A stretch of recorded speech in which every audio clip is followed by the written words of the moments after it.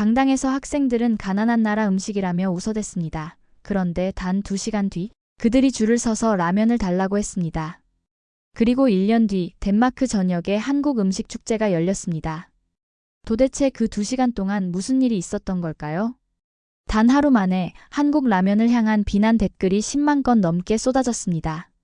정크푸드라며 조롱했고 강당 안에서는 학생들이 가난한 나라에서나 먹는 음식이라며 웃어댔습니다. 그 자리 한가운데 제가 있었습니다. 덴마크 코펜하겐 대학교의 한 강당, 국제학생 문화교류 행사 현장이었죠.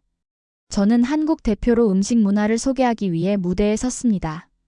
손에는 한국에서 직접 가져온 라면 봉지 몇 개가 들려 있었고 마음은 설렘으로 가득했어요.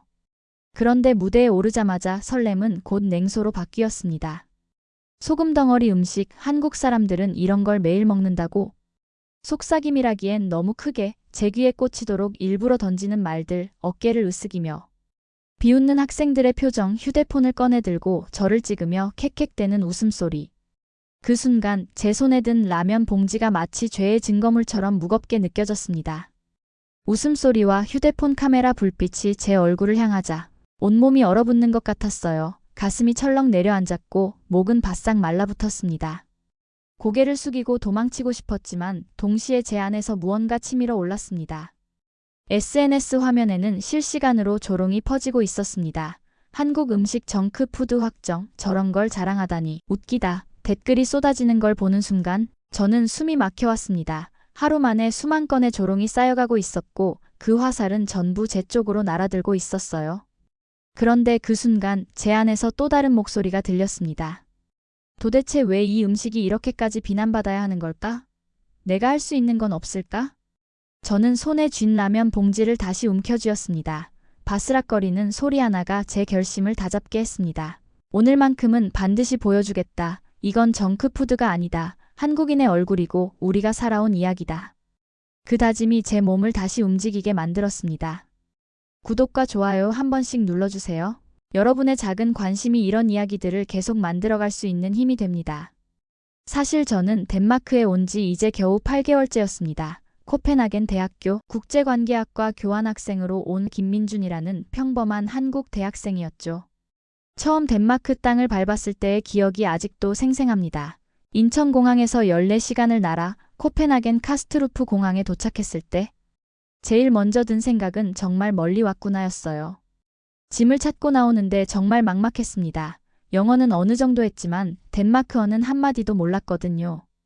타기 고맙다는 뜻이라는 것도 그때 처음 알았죠. 기숙사에 도착해서 처음 며칠은 정말 힘들었습니다. 한국에서 가져온 컵라면 몇 개가 제 유일한 위안이었어요. 밤 12시가 넘어서 배가 고플 때 전기포트에 물을 끓여서 라면을 끓여 먹으면서 고향의 맛을 그리워했죠. 그때만 해도 몰랐습니다. 그 작은 라면 봉지 하나가 나중에 제 인생을 바꿀 거라는 걸. 처음 한 달은 정말 적응이 어려웠어요. 날씨도 춥고 사람들도 차가워 보였고 무엇보다 음식이 입에 맞지 않았습니다. 덴마크 사람들은 대부분 친절했지만 아시아인을 보는 시선 중에는 묘한 호기심이 섞여 있었어요. 너는 어디서 왔니? 한국? 아, K-팝, BTS. 항상 이런 반응이었습니다. 한국에 대해 아는 건 K-팝이나 한국 드라마뿐이었죠. 그것도 피상적인 수준에서요. 그러다 보니 자연스럽게 한국에 대해 더 알리고 싶다는 마음이 생겼습니다. 진짜 한국의 모습을, 한국 사람들의 일상을, 한국의 문화를 보여주고 싶었어요. 그러던 중 국제학생 문화교류 행사에 대한 공지를 봤습니다. 각국의 대표 음식을 소개하는 시간이라고 되어 있었죠. 망설임 없이 신청서를 냈습니다. 한국의 음식 문화를 알리는 좋은 기회라고 생각했거든요. 그런데 무엇을 소개할지가 문제였습니다. 김치? 불고기? 비빔밥? 다 좋은 음식들이지만 뭔가 특별한 걸 보여주고 싶었어요. 진짜 한국인들의 일상에 가까운 우리에게 친숙한 음식을 말이죠. 그때 문득 떠오른 게 라면이었습니다. 왜 라면이었을까요? 저에게는 특별한 이유가 있었습니다. 제가 어렸을 때 아버지는 작은 치킨집을 운영하셨어요. 새벽 5시에 시장에 나가서 재료를 사오시고 밤 12시가 넘어서야 집에 들어오시는 날들이 대부분이었죠. 어머니도 마찬가지로 바쁘셨고요. 그런 부모님을 둔 저에게 라면은 단순한 음식이 아니었습니다. 혼자 있는 시간이 많았던 초등학생 시절 배가 고플 때면 의자를 옮겨다가 가스레인지 앞에 서서 라면을 끓여 먹었어요. 처음에는 서툴렀죠. 면을 너무 오래 끓여서 푹 퍼지게 만들기도 하고 물을 적게 넣어서 짜게 만들기도 했어요. 하지만 시간이 지나면서 제 스타일의 라면을 만들게 됐습니다. 계란 하나를 풀어서 넣고 김치 몇 조각을 올리고 때로는 집에 있는 햄이나 소시지를 잘라서 넣기도 했죠. 그렇게 만든 라면을 혼자 후루룩 소리 내며 먹는 시간이 저에겐 하루 중 가장 따뜻한 순간이었어요. 중학교, 고등학교를 거치면서도 라면은 늘 제 곁에 있었습니다. 시험 기간에 밤늦게 공부하다가 출출할 때, 친구들과 놀다가 출출할 때, 비 오는 날 집에서 심심할 때, 라면은 항상 저를 채워주는 음식이었어요. 대학교에 들어가서도 마찬가지였습니다. 기숙사에서 룸메이트와 함께 끓여 먹는 라면, 과 친구들과 MT 가서 새벽에 끓여 먹는 라면, 연인과 함께 집에서 끓여 먹는 라면, 모든 순간에 라면이 있었어요. 그래서 덴마크에 올 때도 당연히 라면을 몇 개 챙겨왔습니다. 한국에서 가져온 라면을 끓여 먹으면서 고향을 그리워했고 가끔은 덴마크 친구들에게도 끓여줬어요. 처음 라면을 먹어본 덴마크 친구들의 반응은 의외로 좋았습니다. 오, 이게 한국의 인스턴트 누들이구나. 생각보다 맛있는데. 이 매운맛이 중독적이야. 더 줄 수 있어? 그런 반응들을 보면서 저는 확신했습니다. 라면은 충분히 한국을 대표할 수 있는 음식이라고, 우리나라 사람들이 진짜로 사랑하는 일상에 녹아있는 음식이라고. 그래서 문화교류 행사에서 라면을 소개하기로 결심했던 거예요. 행사를 일주일 앞두고 저는 정말 열심히 준비했습니다. 단순히 라면을 끓여서 보여주는 게 아니라 라면에 담긴 한국의 이야기를 들려주고 싶었거든요. 한국의 라면 역사에 대해서도 조사해봤어요. 1963년에 처음 출시된 삼양라면부터 시작해서 어떻게 한국인들의 국민 음식이 되었는지, 지금까지 어떤 변화를 겪어왔는지 말이죠. 특히 인상 깊었던 건 1980년대, 1990년대 이야기였습니다. 경제적으로 어려웠던 시절 라면은 서민들의 든든한 한 끼였다고 하더라고요. 저렴하면서도 배부르게 먹을 수 있는 음식이었죠. 그리고 2000년대 들어서면서 라면이 단순한 인스턴트 음식을 넘어서 하나의 문화가 되었다는 것도 알게 됐어요. 라면에 각종 토핑을 넣어서 먹는 것, 라면과 어울리는 반찬들, 심지어 라면을 주제로 한 예능 프로그램까지 나올 정도로 말이죠. 하지만 가장 중요한 건 개인적인 이야기였습니다. 앞에서 말했듯이 제게 라면은 단순한 음식이 아니라 추억이고 위로고 일상의 한 부분이었거든요. 그래서 발표 자료를 만들 때도 통계나 역사보다는 이런 개인적인 경험들을 중심으로 구성했습니다. 한국 사람들에게 라면이 어떤 의미인지, 왜 이렇게 사랑받는지를 진정성 있게 전달하고 싶었어요. 발표 전날 밤 저는 기숙사에서 혼자 리허설을 했습니다. 거울 앞에 서서 몇 번이고 반복해서 연습했죠. 발음도 체크하고 제스처도 연습하고 감정도 실어서 말해봤어요. 그때만 해도 정말 자신만만했습니다. 분명히 사람들이 이해해 줄 거야. 라면의 진짜 매력을 알게 될 거야. 하지만 현실은 제 예상과 전혀 달랐습니다. 행사 당일 강당에는 생각보다 많은 사람들이 모여 있었습니다. 각국에서 온 교환학생들, 덴마크 현지 학생들, 그리고 몇몇 교수님들까지 대략 200명 정도 되는 것 같았어요. 제 차례가 되기 전에 다른 나라 학생들의 발표를 들었습니다. 이탈리아 학생은 파스타를, 프랑스 학생은 치즈를, 일본 학생은 스시를 소개했죠. 모두들 박수와 호응을 받았어요. 드디어 제 차례가 됐습니다. 무대에 올라가면서 가슴이 두근거렸지만 동시에 설렘도 있었어요. 이제 한국의 진짜 이야기를 들려줄 시간이야. 안녕하세요. 저는 한국에서 온 김민준입니다. 오늘 여러분께 소개해드릴 음식은 바로 이것입니다. 라면 봉지를 들어 올리는 순간 강당 안의 분위기가 묘하게 변했습니다. 웅성거리는 소리가 들리기 시작했어요. 인스턴트 라면? 정말 저게 한국 음식이야? 농담하는 거 아니야? 하지만 저는 계속했습니다. 라면의 역사부터 시작해서 한국인들에게 라면이 어떤 의미인지 설명했죠. 라면은 단순한 인스턴트 음식이 아닙니다. 한국인들에게는 추억이고 위로이고 때로는 가족의 사랑을 느낄 수 있는 특별한 음식이에요. 그런데 설명이 진행될수록 청중들의 반응은 더욱 차가워졌습니다. 일부 학생들은 휴대폰을 꺼내서 제 모습을 찍기 시작했고 누군가는 작은 목소리로 친구와 이야기를 나누며 웃고 있었어요. 라면을 끓일 때 계란을 넣으면 더 맛있어집니다. 그리고 김치나 치즈를 올려서 먹기도 하죠. 각자의 취향에 맞게 토핑을 바꿔가면서 먹는 재미가 있어요. 실제로 라면을 끓이는 시연을 보여드리려고 했는데 그때부터 본격적인 조롱이 시작됐습니다. 저런 걸 요리라고 하나? 물에 끓이기만 하면 되는 게 요리야? 한국인들은 정말 저런 정크푸드를 매일 먹는 거야? 목소리가 점점 커졌습니다. 처음엔 작은 속삭임이었는데 어느새 제가 들을 수 있을 정도로 큰 목소리가 됐어요. 그리고 결정적인 순간이 왔습니다. 뒷줄에 앉아있던 한 학생이 크게 말했어요. 이런 소금 덩어리를 문화라고? 가난한 나라에서나 먹는 음식 아니야?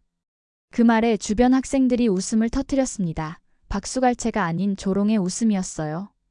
그 순간 제 머릿속이 하얘졌습니다. 갑자기 목이 메어서 말이 나오지 않았어요. 손에 들고 있던 라면 봉지가 떨리는 게 느껴졌습니다. 강당 안에 웃음소리가 점점 커졌어요. 휴대폰으로 제 모습을 찍는 사람들도 늘어났고 누군가는 실시간으로 SNS에 올리고 있는 것 같았어요. 저는 그 자리에서 얼어붙었습니다. 계속 발표를 해야 하는데 도저히 목소리가 나오지 않았어요. 가슴이 답답하고 얼굴이 화끈거렸습니다. 이게 뭐지? 왜 이런 반응이 나오는 거지? 저는 정말 진심으로 라면의 이야기를 들려주고 싶었는데 사람들은 그저 조롱거리로 보고 있었어요. 제가 소중하게 생각하는 음식을, 제 추억과 감정이 담긴 음식을 우스꽝스러운 것으로 만들어버렸습니다. 몇 초 동안 침묵이 흘렀어요. 그 침묵이 저에게는 영원처럼 느껴졌습니다. 그때 사회자가 나서서 말했어요. 민준 씨, 시간이 많지 않으니까 빨리 마무리해주세요. 차가운 목소리였습니다. 격려도 위로도 없는 그냥 빨리 끝내라는 뜻이었어요. 저는 어떻게든 마무리를 지으려고 했습니다. 라면은 한국인들에게 정말 소중한 음식입니다. 여러분도 한번 드셔보시면. 하지만 제 목소리는 점점 작아졌고 청중들의 관심도 이미 다른 곳으로 향하고 있었어요. 결국 저는 감사합니다 라는 말을 겨우 내뱉고 무대에서 내려왔습니다. 박수도 거의 없었어요. 몇몇 사람이 의례적으로 손을 몇 번 두드리는 게 전부였습니다. 무대에서 내려와 자리에 앉으면서 저는 정말 울고 싶었어요. 하지만 울 수도 없었습니다. 200명의 사람들 앞에서 더 이상 창피를 당할 수는 없었거든요. 발표가 끝나고 나서 저는 혼자 복도에 나와서 휴대폰을 확인해 봤습니다. 예상했던 대로. SNS에는 이미 제 발표 영상이 올라가 있었어요. 한국 학생이 라면을 문화라고 주장하네요. 하. 정크푸드를 전통 음식이라고? 웃기다. 이런 걸 자랑스럽게 발표하다니 이해 안 됨. 댓글들은 더욱 심했습니다. 거의 조롱 일색이었어요. 한국 음식 전체를 깎아내리는 댓글들도 있었고 한국인들의 식문화를 무시하는 내용들도 많았습니다. 그런 댓글들을 보면서 저는 깨달았어요. 사람들의 편견이 생각보다 훨씬 깊다는 것을.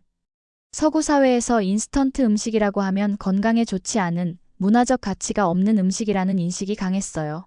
특히 라면 같은 경우에는 더욱 그랬죠. 소금이 많이 들어가고 방부제가 들어가고 진짜 요리가 아니라는 인식이 있었습니다. 하지만 그들은 라면의 진짜 의미를 모르고 있었어요. 한국인들에게 라면이 어떤 존재인지, 어떤 추억과 감정이 담겨 있는지 전혀 이해하지 못하고 있었습니다. 예를 들어 이탈리아 사람들에게 파스타는 단순한 음식이 아니잖아요. 수백 년의 역사와 전통이 담긴 이탈리아 문화의 상징이죠. 마찬가지로 프랑스 사람들에게 치즈는 그들의 자부심이고 일본 사람들에게 스시는 예술이에요. 그런데 왜 한국의 라면은 다르게 취급받아야 할까요? 단지 인스턴트라는 이유로, 간편하다는 이유로 문화적 가치가 없다고 판단하는 건 옳지 않다고 생각했어요. 그때 저는 결심했습니다. 이대로 끝낼 수는 없다고. 라면의 진짜 이야기를, 한국인들의 진짜 마음을 제대로 전달해야겠다고. 행사가 끝나고 나서 저는 기숙사로 돌아와서 혼자 생각에 잠겼습니다. 정말 많은 감정이 복잡하게 얽혀 있었어요. 분노, 실망, 좌절, 그리고 동시에 오기 같은 것도 있었죠. 이대로 포기할 수는 없어. 반드시 보여주고 말겠어. 저는 책상에 앉아서 노트북을 켰습니다. 그리고 라면에 대한 더 깊은 자료들을 찾아보기 시작했어요. 한국의 라면 역사를 더 자세히 조사했고 라면이 한국 사회에 미친 영향에 대해서도 알아봤습니다. 그리고 가장 중요한 건 실제 한국인들이 라면에 대해 어떻게 생각하는지 인터뷰한 자료들을 찾아봤어요. 한 할머니는 이렇게 말씀하셨어요. 라면이 없었다면 우리 아이들 키우기 힘들었을 거야. 한 봉지로 온 식구가 배부르게 먹을 수 있었거든. 직장인은 이렇게 표현했어요. 야근할 때 동료들과 함께 끓여 먹는 라면은 단순한 음식이 아니라 소통의 매개체예요. 라면 하나로 팀워크가 좋아지거든요. 이런 이야기들을 읽으면서 저는 확신했습니다. 라면은 정말 한국 문화의 중요한 부분이라고. 그리고 이런 이야기들을 제대로 전달한다면 분명히 사람들이 이해할 거라고. 하지만 어떻게 전달할지가 문제였어요. 이미 한 번 실패했는데 똑같은 방식으로는 안 될 것 같았거든요. 그때 문득 떠오른 게 있었습니다. 직접 체험이었어요. 말로만 설명하지 말고 실제로 라면을 끓여서 먹어보게 하는 거였죠. 하지만 그것만으로는 부족했어요. 라면의 역사와 문화적 배경을 더 구체적으로, 더 감동적으로 전달할 방법이 필요했습니다. 며칠 밤을 고민한 끝에 저는 한 가지 아이디어를 떠올렸어요. 일주일이 지난 후 저에게 예상치 못한 기회가 왔습니다. 덴마크 현지 한국어 학습 동아리에서 연락이 온 거예요. 안녕하세요, 민준 씨. 저희는 한국 사랑 동아리라고 합니다. 얼마 전 문화교류 행사에서 민준 씨 발표를 봤는데 정말 안타까웠어요. 혹시 저희 동아리에서 다시 한번 라면에 대해 이야기해 주실 수 있을까요? 전화를 받고 처음에는 당황했습니다. 또다시 조롱당할까봐 두려웠거든요. 하지만 상대방의 목소리에서 진정성이 느껴졌어요. 저희는 정말 한국 문화에 관심이 많아요. K-팝이나 드라마뿐만 아니라 한국인들의 일상과 진짜 문화에 대해 알고 싶거든요. 민준 씨 이야기를 꼭 들어보고 싶어요. 생각해보니 이번에는 분위기가 달랐어요. 호기심. 어린 관중들이 아니라 정말 한국에 관심이 있는 사람들이었거든요. 저는 수락했습니다. 하지만 이번에는 다르게 준비하겠다고 다짐했어요. 동아리 모임은 작은 카페에서 열렸습니다. 15명 정도의 덴마크 사람들이 모여 있었어요. 나이는 20대부터 50대까지 다양했고 모두들 한국에 대한 진정한 관심을 가지고 있어 보였습니다. 이번에는 접근 방식을 완전히 바꿨어요. 라면의 역사나 영양 성분부터 시작하지 않고 개인적인 이야기부터 시작했습니다. 라면은 늘 힘들 때 곁을 지켜주던 음식이었습니다. 이 한마디로 시작했어요. 그리고 제 어린 시절 이야기를 들려줬습니다. 혼자 집에 있을 때 라면을 끓여 먹던 이야기, 부모님이 늦게 들어오실 때까지 기다리며 라면으로 저녁을 때우던 이야기들을 말이죠.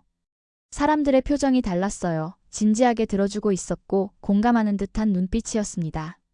제가 덴마크에 처음 왔을 때도 마찬가지였어요. 낯선 나라에서 혼자 지내는 게 힘들 때 한국에서 가져온 라면 하나가 저에게 큰 위안이 되었거든요. 저는 천천히 차근차근 이야기를 풀어나갔습니다. 이번에는 서두르지 않았어요. 감정을 담아서, 진심을 담아서 말했습니다. 라면은 단순한 음식이 아니에요. 한국인들에게는 추억이고 위로이고 때로는 희망이기도 해요. 그러면서 라면의 역사도 이야기했습니다. 하지만 이번에는 딱딱한 사실의 나열이 아니라 그 시대를 살았던 사람들의 이야기로 풀어냈어요. 1960년대 한국은 정말 가난했어요. 많은 사람들이 하루 세 끼를 제대로 챙겨 먹기 어려웠죠. 그런 상황에서 라면은 정말 고마운 존재였어요. 저렴하면서도 배부르게 먹을 수 있었거든요. 1970년대, 1980년대를 거치면서 라면은 더욱 한국인들의 삶 속에 깊숙이 들어왔어요. 가난한 대학생들은 라면으로 끼니를 때웠고 야근하는 직장인들은 라면으로 배고픔을 달랬어요. 저는 실제 한국인들의 인터뷰 내용도 들려줬습니다. 앞서 조사했던 그 감동적인 이야기들을 말이죠. 이야기를 마친 후 저는 준비해온 재료들을 꺼냈습니다. 라면과 간단한 토핑들이었어요. 이제 직접 라면을 끓여서 드셔보세요. 하지만 그냥 먹지 마시고 제가 들려드린 이야기를 생각하면서 드셔보세요. 계란을 좋아하시면 계란을 넣어보세요. 치즈를 좋아하시면 치즈도 올려보시고요. 이렇게 자신만의 라면을 만드는 재미도 있어요. 사람들이 라면을 받아들고 첫 숟가락을 떠서 입에 넣는 순간 표정이 바뀌기 시작했어요. 오, 생각보다 맛있네요. 이 매운맛이 중독적이에요. 정말 따뜻해지는 기분이에요. 하지만 더 중요한 건 그 다음이었어요. 사람들이 라면을 먹으면서 제가 들려준 이야기를 다시 떠올리고 있었거든요. 한 중년 여성이 말했어요. 이 라면을 먹으니까 정말 위로받는 기분이에요. 한국 사람들이 왜 이 음식을 사랑하는지 알 것 같아요. 젊은 남학생은 이렇게 말했어요. 처음에는 그냥 인스턴트 음식이라고 생각했는데 이야기를 듣고 나니까 완전히 다르게 보이네요. 이건 정말 문화예요. 그 순간부터 분위기가 완전히 바뀌었어요. 사람들이 라면에 대해 정말 진지하게 이야기하기 시작했습니다. 한국 사람들은 라면을 어떻게 먹어요? 다른 토핑도 있나요? 라면 요리법을 더 알려주세요. 집에서도 만들어보고 싶어요. 한국에는 라면 전문 식당도 있다고 들었는데 정말인가요? 질문이 쏟아졌어요. 이번에는 호기심과 관심에서 나오는 질문들이었습니다. 앞서 경험했던 조롱이나 비난과는 완전히 달랐죠. 저는 하나하나 정성스럽게 답변해줬어요. 라면에 넣을 수 있는 다양한 토핑들, 라면을 더 맛있게 끓이는 방법, 한국의 라면 문화 등등을 자세히 설명했습니다. 한 할아버지가 이렇게 말씀하셨어요. 젊은이, 미안하네. 처음에는 라면을 우습게 봤는데 이야기를 듣고 보니 정말 깊은 의미가 있구만. 음식에는 그 나라 사람들의 삶이 담겨 있는 법인데. 그 말을 들으니까 정말 뭉클했어요. 제가 전달하고 싶었던 메시지를 정확히 이해해 주신 거였거든요. 또 다른 분은 이렇게 말했어요. 우리도 편견이 있었네요. 인스턴트라고 해서 문화적 가치가 없다고 생각했는데 그게 아니었어요. 오히려 더 서민적이고 친근한 문화인 것 같아요. 모임이 끝나고 나서 몇몇 사람들이 SNS에 후기를 올렸어요. 이번에는 내용이 완전히 달랐습니다.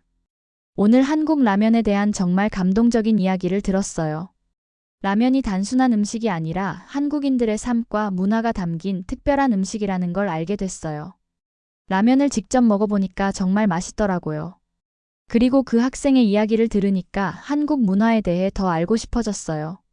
이런 후기들이 하나둘씩 올라오기 시작했어요. 그리고 그 후기들을 본 사람들이 댓글을 달기 시작했습니다.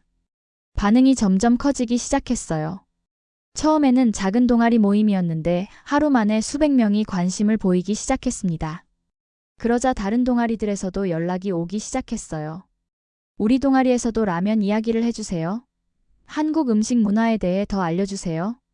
일주일 만에 5군데 동아리에서 초청 요청이 왔어요.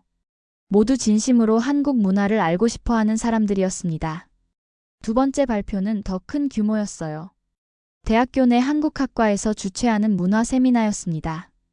50명 정도의 사람들이 모였는데 이번에는 교수님들도 참석하셨어요. 저는 이제 자신감이 생겼어요. 라면의 진짜 이야기를, 한국인들의 진짜 마음을 전달할 수 있다는 확신이 있었거든요. 이번에도 개인적인 이야기부터 시작했습니다. 하지만 더욱 구체적이고 감동적으로 풀어냈어요. 여러분은 집에서 멀리 떨어져 있을 때 고향의 맛이 그리워 본 적 있나요? 저에게 라면은 바로 그런 음식이에요. 이번에는 한국의 라면 문화 발전사도 더 자세히 설명했어요. 1960년대부터 지금까지 라면이 어떻게 변화해왔는지, 한국 사회와 함께 어떻게 성장해왔는지를 말이죠. 라면은 한국의 경제 발전과 함께 성장했어요. 가난했던 시절에는 배고픔을 달래주는 고마운 음식이었고, 경제가 발전하면서는 더욱 다양하고 맛있는 음식으로 진화했어요. 세미나가 끝나고 나서 한국학과 교수님이 이렇게 말씀하셨어요. 민준 씨, 정말 감동적인 발표였어요. 저도 한국학을 연구하지만 라면을 이런 관점에서 본 적은 없었거든요. 음식을 통해 문화를 이해하는 새로운 방법을 보여주셨네요. 세 번째, 네 번째 발표를 거치면서 제 이야기는 점점 더 많은 사람들에게 알려졌어요. 그리고 드디어 덴마크 현지 미디어에서도 관심을 보이기 시작했습니다. 한 지역 신문 기자가 저에게 인터뷰 요청을 해왔어요. 안녕하세요. 저는 코펜하겐 포스트의 문화부 기자입니다. 최근 한국 라면에 대한 민준 씨의 발표가 화제가 되고 있던데 인터뷰 좀 할 수 있을까요? 인터뷰는 카페에서 진행됐어요. 기자분은 정말 진지하게 질문을 하셨습니다. 라면이 한국 문화에서 차지하는 위치가 어떤가요? 덴마크 사람들이 라면을 이해하지 못하는 이유가 뭐라고 생각하시나요? 음식을 통해 문화를 전달하는 것에 대해 어떻게 생각하시나요? 저는 정성스럽게 답변했어요. 그리고 제가 경험했던 일들, 느꼈던 감정들을 솔직하게 이야기했습니다. 처음에는 정말 속상했어요. 제가 소중하게 생각하는 음식이 조롱받는 게 견디기 힘들었거든요. 하지만 포기하지 않고 계속 이야기하다 보니 사람들이 이해하기 시작했어요. 인터뷰 기사가 나간 후 반응이 폭발적이었어요. 온라인에는 수천 개의 댓글이 달렸고 대부분이 긍정적이었습니다. 한국 학생의 이야기를 읽고 감동받았어요. 라면에 대한 편견을 버리게 됐어요. 한국 문화에 대해 더 알고 싶어졌어요. 심지어 다른 유럽 국가의 미디어에서도 관심을 보이기 시작했어요. 독일, 프랑스, 영국의 매체들이 제 이야기를 소개하기 시작했습니다. 그런데 정말 놀라운 일이 일어났어요. 맨 처음에 저를 조롱했던 그 학생들 중 몇 명이 저에게 연락을 해온 거예요. 첫 번째로 연락 온 건 그날 가난한 나라 음식이라고 말했던 학생이었어요. SNS 메시지였습니다. 민준, 미안해. 그날 내가 정말 무례했어. 내 이야기를 더 자세히 들어보고 싶어. 시간 있을 때 만날 수 있을까? 처음에는 믿기지 않았어요. 농담이나 또 다른 조롱일까봐 의심스럽기도 했고요. 하지만 메시지의 톤이 진지해 보였어요. 만남은 대학 근처 카페에서 가졌습니다. 그 학생 이름은 라스였어요. 덴마크 현지 학생이었죠. 민준, 정말 미안해. 그날 내가 한 말들이 얼마나 무례했는지 나중에 깨달았어. 라스는 진심으로 사과했어요. 그리고 자신이 왜 그런 반응을 보였는지 설명했습니다. 솔직히 말하면 인스턴트 음식에 대한 편견이 있었어.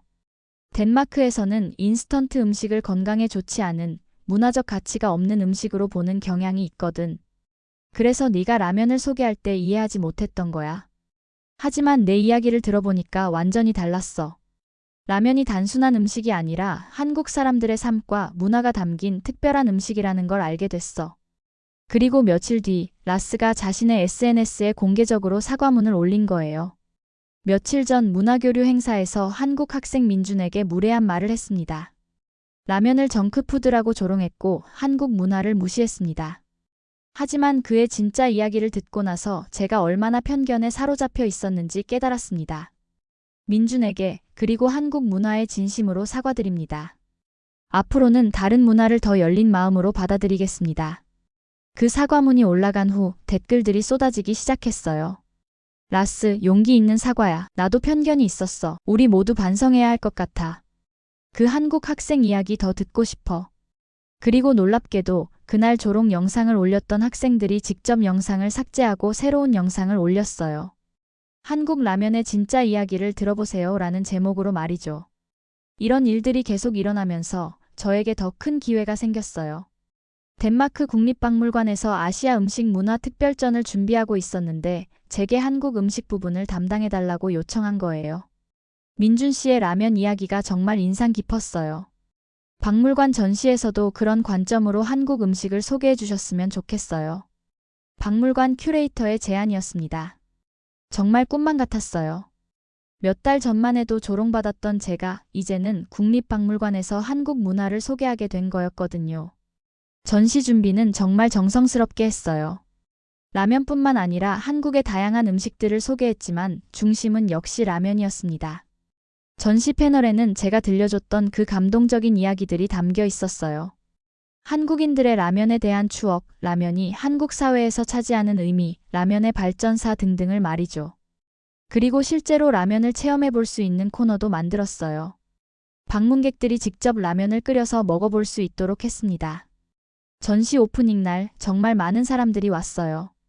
덴마크 현지인들뿐만 아니라 다른 나라에서 온 관광객들도 많았습니다. 제가 직접 가이드를 하면서 설명을 해줬는데 사람들의 반응이 정말 뜨거웠어요. 와, 라면에 이런 깊은 의미가 있었다니. 한국 문화가 정말 흥미로워요. 집에서도 라면을 만들어 보고 싶어요. 박물관 전시가 성공하면서 제 이야기는 더욱 널리 알려졌어요. 유럽의 여러 대학에서 강연 요청이 들어오기 시작했습니다. 독일 베를린 대학교, 프랑스 소르본 대학교, 영국 옥스퍼드 대학교 등에서 초청장이 왔어요. 모두 음식을 통한 문화 이해라는 주제로 강연을 해달라는 요청이었습니다. 각 나라마다 반응이 조금씩 달랐지만 공통점이 있었어요. 모든 사람들이 라면의 진짜 이야기에 감동받았다는 것이었습니다. 독일에서는 한 할머니가 이렇게 말씀하셨어요. 2차 대전 후 우리도 정말 가난했어요. 그때 우리에게도 라면 같은 음식이 있었다면 얼마나 좋았을까요? 프랑스에서는 젊은 요리사가 이런 말을 했어요. 라면을 단순한 인스턴트 음식으로만 봤는데 이제는 하나의 요리 장르로 보게 됐어요. 프랑스 요리에도 응용해보고 싶어요. 이런 반응들을 보면서 저는 정말 뿌듯했어요. 제가 전달하고 싶었던 메시지가 정확히 전달되고 있었거든요. 이제 덴마크에서의 제 일상도 완전히 바뀌었어요. 길을 걸어가다 보면 사람들이 저를 알아보고 인사를 건네기도 했어요. 라면보이 민준. 한국 문화 전도사. 대학교 기숙사에서도 제 방은 항상 북적거렸어요. 라면을 배우고 싶어하는 친구들이 찾아왔거든요. 민준, 오늘도 라면 끓여줄 수 있어? 한국 라면 말고 다른 한국 음식도 알려줘. 처음에는 라면만 관심을 보이던 친구들이 이제는 한국 문화 전반에 대해 궁금해하기 시작했어요. 한국어를 배우고 싶어하는 친구들도 생겼고 한국 여행을 계획하는 친구들도 많아졌습니다. 특히 라스는 정말 적극적으로 한국 문화를 배우기 시작했어요. 한국어 기초반에 등록했고 한국 드라마도 보기 시작했죠. 민준, 나 진짜 한국에 가보고 싶어. 진짜 한국 사람들의 일상도 경험해보고 싶어. 이런 변화들을 보면서 저는 정말 뿌듯했어요. 작은 라면 하나로 시작된 이야기가 이렇게 큰 변화를 만들어낼 수 있다니 정말 놀라웠거든요. 이제 제게는 새로운 도전들이 기다리고 있었어요. 유럽 각국에서 강연 요청이 계속 들어오고 있었고, 심지어 미국과 캐나다에서도 관심을 보이기 시작했습니다. 하지만 저는 조금 다른 방향을 생각하고 있었어요. 단순히 라면만 소개하는 것이 아니라 더 많은 한국 문화를 알리고 싶었거든요. 그래서 음식으로 만나는 한국 문화라는 새로운 프로그램을 기획하기 시작했어요. 라면뿐만 아니라 김치, 불고기, 떡볶이 등 다양한 한국 음식들을 통해 한국 문화를 소개하는 프로그램이었죠. 각 음식마다 그에 담긴 이야기가 있었어요. 김치에는 한국인의 지혜와 건강 철학이 담겨 있었고, 불고기에는 한국인의 전과 나눔의 문화가 담겨 있었어요. 첫 번째 통합 프로그램은 코펜하겐 문화센터에서 진행했어요. 100명 정도의 사람들이 참석했는데 라면 이야기로 유명해진 저에 대한 기대감이 컸어요. 오늘은 라면 말고 다른 한국 음식들도 소개해 드릴게요. 각각의 음식에는 라면처럼 특별한 이야기들이 담겨 있어요. 김치를 소개할 때는 한국의 겨울나기 지혜에 대해 이야기했어요. 추운 겨울 동안 신선한 채소를 먹을 수 없었던 한국인들이 발효라는 방법을 통해 건강을 지켜온 이야기를 말이죠. 불고기를 소개할 때는 한국인의 정문화에 대해 이야기했어요. 특별한 날에 가족과 친구들이 모여서 함께 구워 먹으며 정을 나누는 문화를 설명했습니다. 사람들의 반응은 라면 때와 마찬가지로 뜨거웠어요. 단순히 음식을 맛보는 것을 넘어서 한국 문화를 이해하게 됐다는 반응들이 많았습니다. 한국으로 돌아온 후 저는 음식외교연구소라는 작은 단체를 만들었어요. 음식을 통해 문화를 알리는 활동을 체계적으로 하고 싶었거든요. 연구소에는 저와 같은 생각을 가진 젊은 친구들이 모였어요. 요리사, 영양사, 문화연구자, 언어학자 등 다양한 분야의 전문가들이었습니다. 우리의 첫 번째 프로젝트는 한국 음식 이야기 아카이브였어요. 전국의 할머니, 할아버지들을 찾아가서 옛날 음식 이야기들을 수집하는 프로젝트였죠. 우리 어렸을 때는 배추김치도 제대로 못 담갔어. 소금이 너무 비쌌거든. 라면이 처음 나왔을 때 정말 신기했지. 이런 음식이 세상에 있다니. 보리밥에 된장찌개가 최고였어. 지금 생각해도 그때가 제일 맛있었던 것 같아. 할머니, 할아버지들의 이야기를 들으면서 저는 음식이 정말 역사의 증인이라는 걸 다시 한번 느꼈어요. 이런 이야기들을 정리해서 해외에 소개하는 작업도 시작했습니다. 단순히 음식의 조리법만 알리는 것이 아니라 그 음식에 담긴 한국인들의 삶의 이야기를 함께 전달하려고 했어요. 1년이 지난 어느 날 정말 믿기 힘든 소식이 들려왔습니다. 덴마크 정부에서 공식적으로 한국 음식 문화축제를 개최한다는 것이었어요. 코펜하겐 시청 광장에서 열린 그 축제에는 수만 명의 덴마크 사람들이 몰려들었습니다. 그리고 그 중심에는 라면 부스가 있었어요. 라스를 비롯해서 처음에 저를 조롱했던 학생들이 직접 라면을 끓여서 나눠주고 있었습니다. 이 라면에는 한국인의 이야기가 담겨 있어요. 단순한 음식이 아니라 문화예요. 라스가 방문객들에게 설명하고 있었어요. 그 모습을 보면서 저는 정말 뭉클했습니다. 1년 전 조롱받던 그 라면이 이제는 덴마크 사람들이 자랑스럽게 소개하는 음식이 되어 있었거든요. 축제장 곳곳에는 제 이야기를 소개하는 패널들이 있었어요. 한 그릇의 라면이 만든 기적이라는 제목으로 말이죠. 시장님이 저에게 말씀하셨어요. 민준 씨 덕분에 우리는 음식을 보는 시각이 완전히 바뀌었어요. 이제 우리도 다른 나라 음식을 함부로 판단하지 않을 거예요. 그렇게 시작된 라면 이야기가 벌써 3년이 지났습니다. 되돌아보니까 정말 놀라운 여정이었어요. 단 2시간의 용기가 이렇게 많은 사람들의 마음을 바꿀 수 있다니 지금도 믿기지 않아요. 라면 한 그릇에는 한국인의 희로애락이 담겨 있습니다. 그걸 몰랐던 사람들이 이제는 그 맛 속에서 문화를 보고 감동을 느낀 겁니다. 편견의 벽은 높아 보이지만 진정성과 끈기만 있다면 반드시 무너뜨릴 수 있어요. 작은 라면 하나가 만들어낸 이 기적 같은 이야기가 더 많은 사람들에게 영감을 줄 수 있기를 바라면서요. 여러분에게도 그런 라면 같은 게 있을 거예요. 평범해 보이지만 특별한 의미가 담긴 여러분만의 이야기가 있을 거라고 생각해요. 그 이야기를 세상에 들려주세요. 처음에는 이해받지 못할 수도 있지만 진심은 반드시 통한다는 걸 저는 경험으로 알고 있거든요. 오늘도 어딘가에서는 누군가가 따뜻한 라면 한 그릇을 끓이고 있을 거예요. 그 라면에는 그 사람만의 특별한 추억과 사랑이 담겨 있을 테고요. 세상에서 가장 평범한 것들이 때로는 가장 위대한 변화를 만들어낸다는 것, 그것이 바로 제가 라면을 통해 배운 가장 소중한 교훈입니다. 여러분도 오늘 밤 따뜻한 라면 한 그릇 끓여서 드셔보세요. 그리고 그 순간을 온전히 느껴보세요.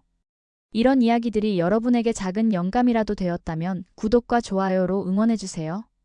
여러분의 관심이 더 많은 감동적인 이야기들을 만들어갈 수 있는 원동력이 됩니다. 감사합니다.